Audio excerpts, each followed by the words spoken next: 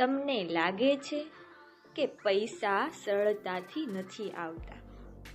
તો આજે એક નાનું સિક્રેટ અજમાવો. જ્યારે પણ તમને પૈસા મળે, નાનો હોય કે મોટો, દિલથી કહો આભાર. અને જ્યારે તમે પૈસા ખર્ચો, ત્યારે મનમાં વિચારો, હું જેટલા પૈસા ખર્ચું છું તે 10 ગણા થઈને મારી પાસે પાછા આવે છે. ખર્ચ કરતી વખતે દુઃખ નહીં, ખુશી અનુભવો કે આ પૈસા મેં મારા કામ માટે વાપર્યા અને મને આથી વધુ ફાયદો મળશે. પછી દિલથી કહો આભાર.